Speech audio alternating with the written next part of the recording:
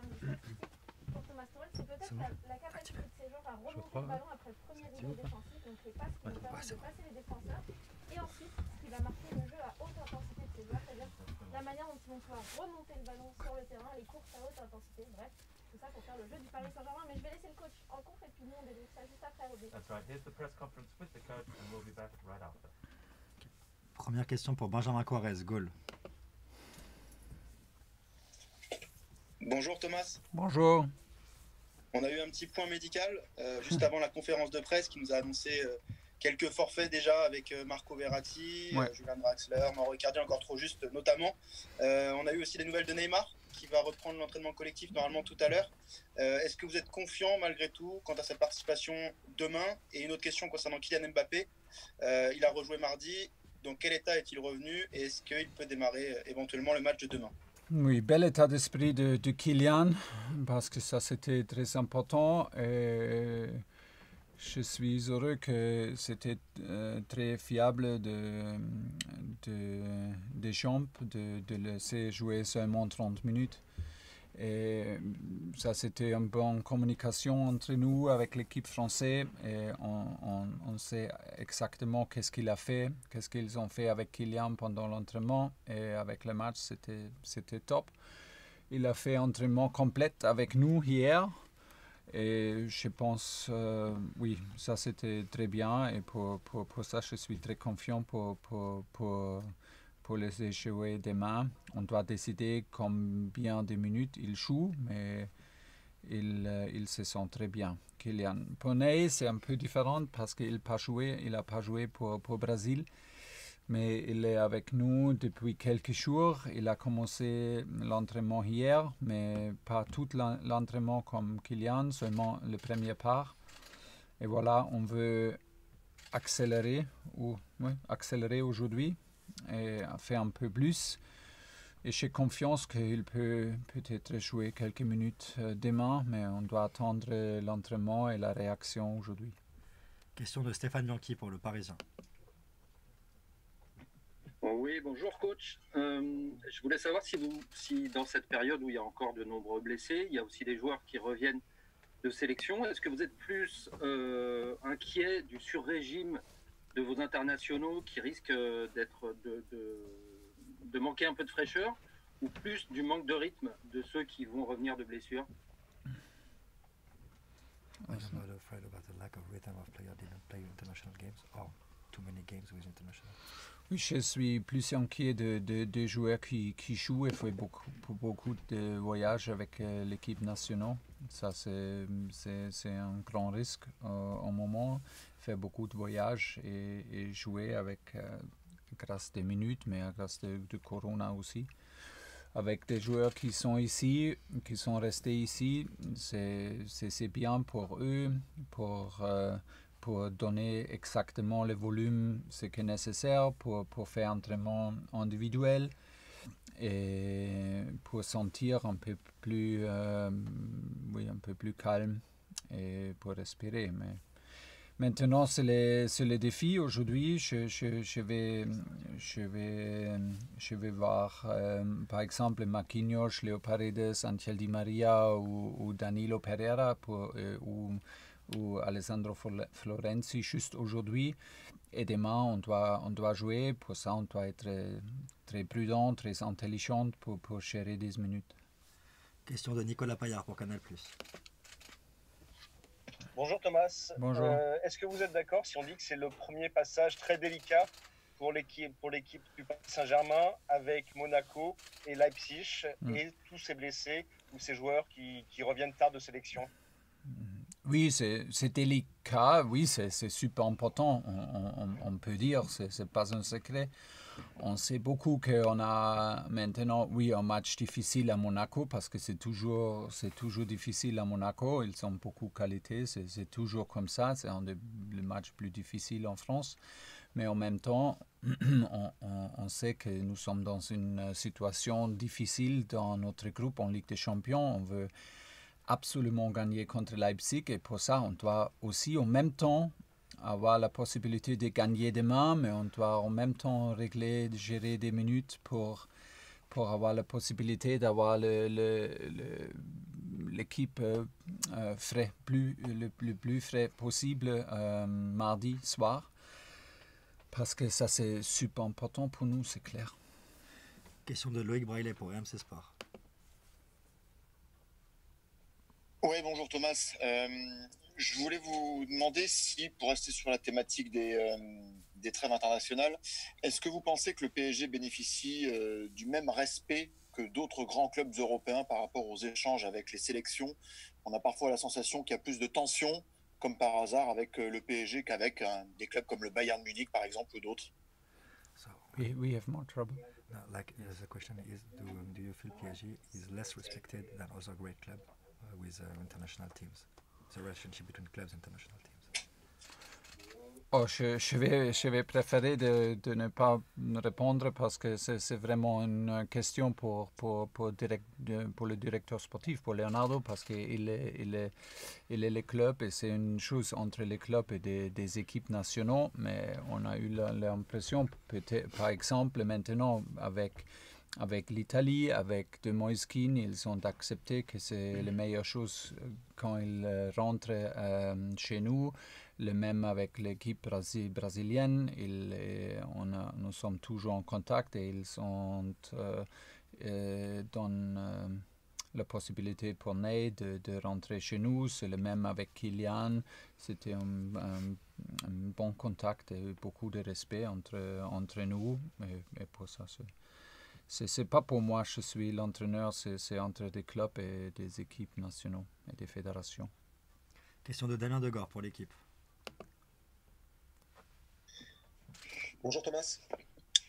Vous l'avez dit, le match le plus important des deux premiers, c'est Leipzig mardi soir, la semaine prochaine. Oui. Est-ce qu'il est dangereux demain pour les organismes de faire jouer des joueurs qui ont traversé l'océan Atlantique, comme Marquinhos, comme Di Maria, etc., ou qui ont joué 48 heures avant, comme Florenzi? Oui. Très grand risque, c'est clair.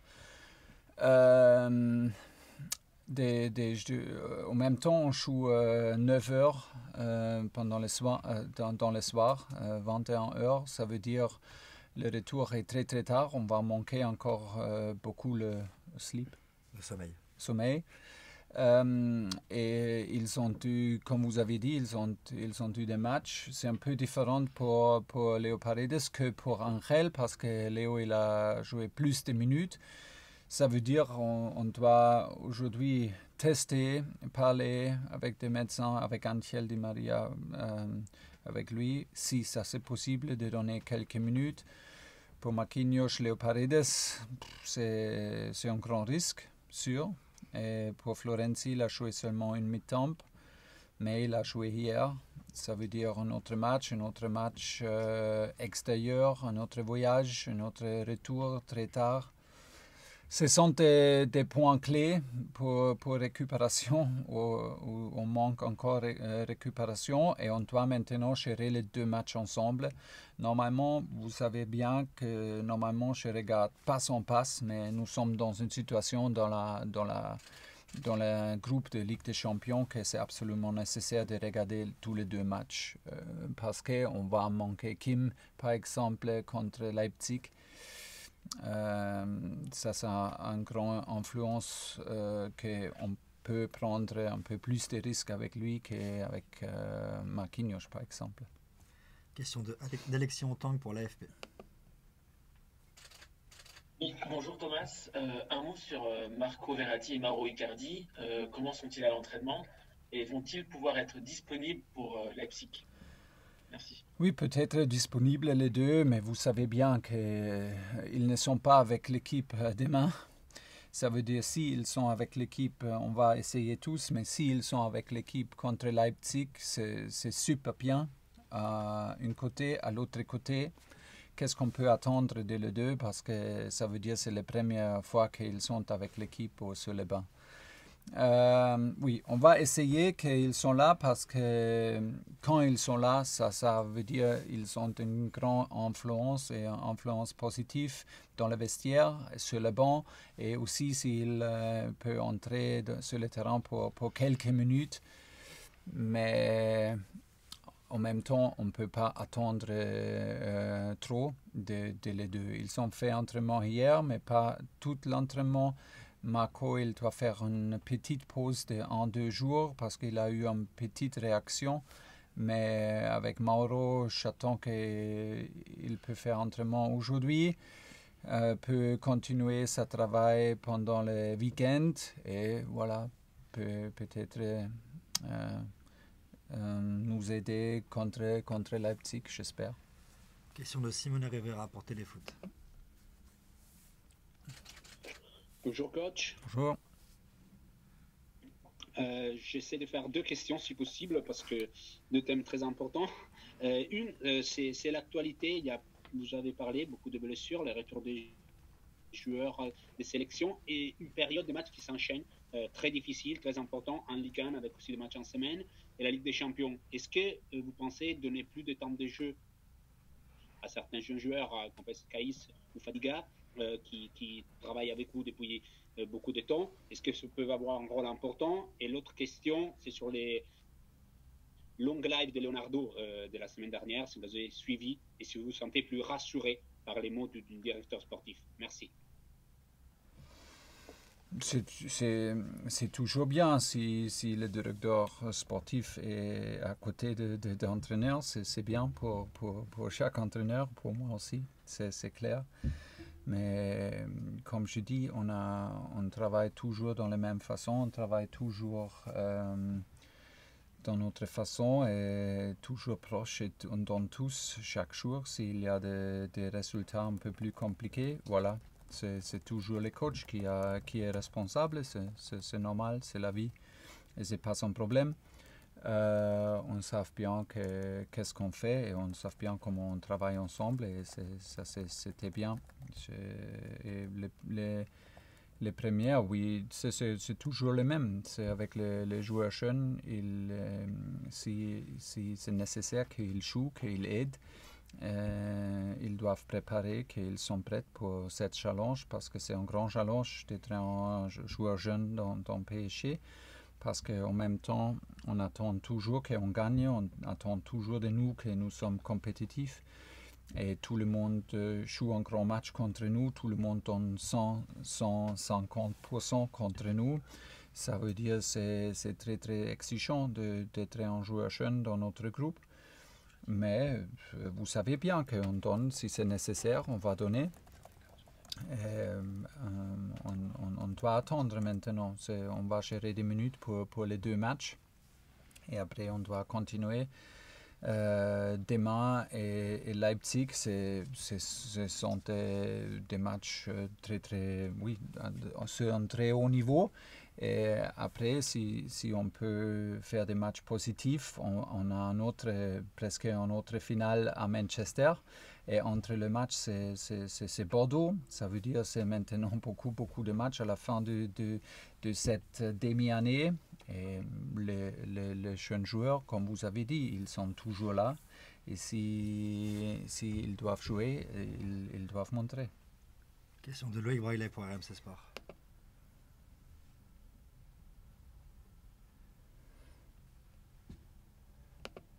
Loïc Braillet pour RMC Sport.